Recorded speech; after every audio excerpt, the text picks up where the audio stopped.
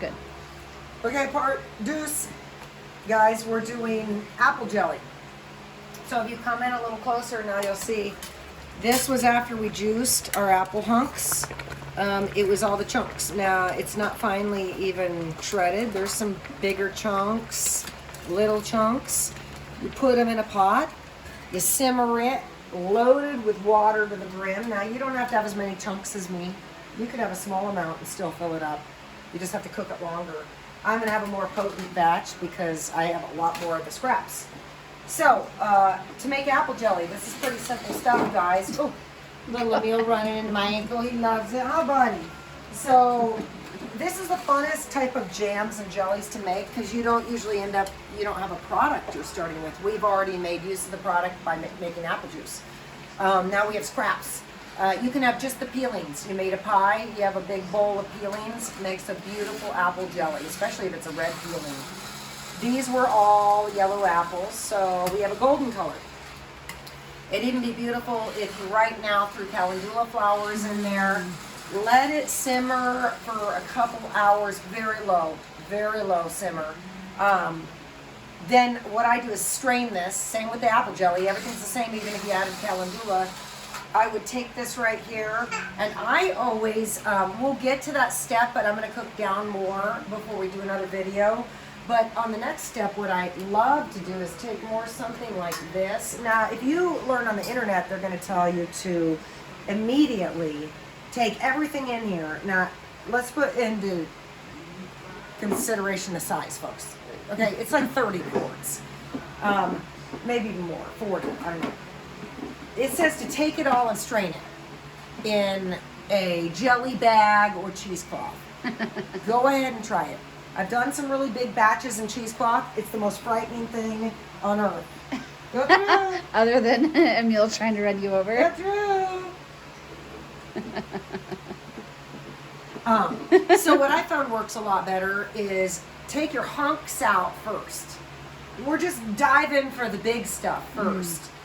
Get your big pot that you can throw it to the chickens, the pigs, or you could probably even find something else to do with it. I don't know what. At that point, I'd give it as a treat. But what I like about one of these, I don't know what these little strainers are on Amazon, is it's easy to just do small amounts because it's very heavy if you want to do a big batch of this stuff. You know, another fun recipe, I know we're talking calendula here and apple scraps, but is corn jelly. So for all you people that have corn on the cob that you've stripped off, now don't butter, salt, and vinegar it and then want to make it, okay? You could, actually, I take it back, you can. But usually you would cut your corn off the cob. That's when you're going to take the cobs and put them in here. And sometimes you leave some yellow corn on it just to give it that yellow color. But corn jelly is really amazing too, guys. You can use any plant, any flour, any scrap, anything.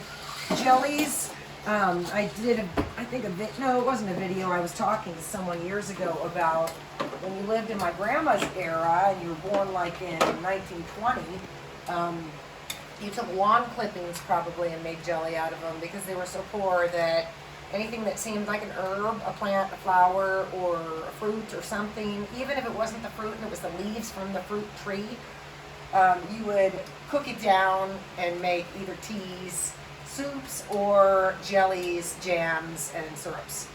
Sugar was the treat of the past. Then we got into corn syrups and sweeteners that I think we all are familiar with. We've all ate a pack of Skittles, a Snickers, or something.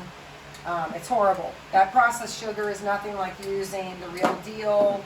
If you can only afford the cheapest sugar, by all means, still make your jellies and jams. If you cannot afford the highest quality on the shelf that you're looking at and wanting, by all means, get what you got from the food bank. It still makes jams and jellies and gives you the whole love behind it that is healing all in itself. Doesn't have to be grown in your own garden. I know from a lot of the comments I see, some people are quite particular. I know I love pure organic.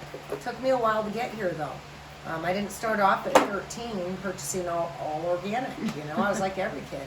So do what you gotta do, but There's nothing more delicious, like I say, than some apple scrap jelly, and I know we've all got the apple scraps. So what we're gonna do now is I'm gonna actually turn it up a little and let it really get simmering because I got such a big pot. I really want to get that golden in there. And maybe I'll even do what I'm telling you guys. I'll get some of my calendula flowers, and we'll do the next part of the video. I'll show you what it's like with calendula mixed in and how we strain that out. We'll make it a little bit fun for you guys rather than standard apple scrap jelly, which anybody's doing that, right? Why the hell would we do that? Anyway, so we'll do another part, guys. So look out for it.